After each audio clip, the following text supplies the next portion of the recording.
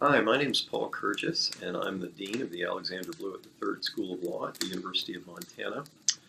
I recently took this job. I've only been here since the summer, and as I was looking into the job last fall, I happened on Greg Monroe's Fireside chat from about this time last year, and I really enjoyed it, and so I decided I would do something similar this year. So I'm going to read a poem. It's not a Christmas poem, strictly speaking.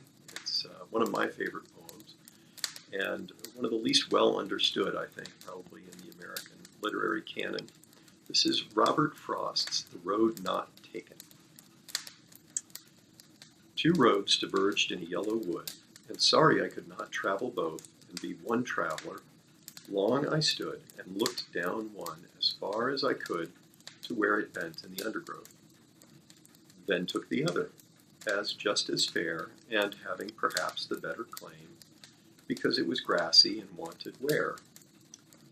Though, as for that, the passing there had worn them really about the same. And both that morning equally lay in leaves no step had trodden black.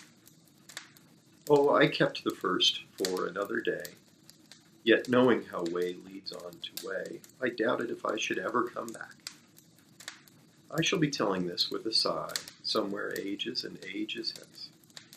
Two roads diverged in a wood, and I took the one less traveled by, and that has made all the difference. The story's not what I think we tend to think it's about.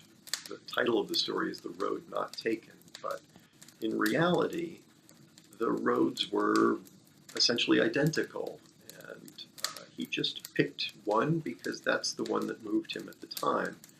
But he knows that later on in life he'll look back and he'll say to himself, he'll tell others that he picked the road less traveled, and that has made all the difference. It's a poem about human frailty. It's about our tendency to overestimate our own impact and our own choices on our lives, and our tendency to burnish the past to make it seem to us and to others that we're a little special and we're a little different and a little smarter and a little better than we really are. Ultimately, I think the poem's about humility. It's about human frailty, and that, in my mind, is the lesson of the Christmas season as well. Humility, charity, recognizing that we don't go it alone. We're all part of communities and we're part of bigger forces in our lives. And that we should always remember that when we look back and we think about all the things we've done, only a small part of it is really due to our own choices. And that so much of life is just chance. That gives us reason to think about others in this time and for all times. I hope during this season you have a wonderful holiday, however you may celebrate it.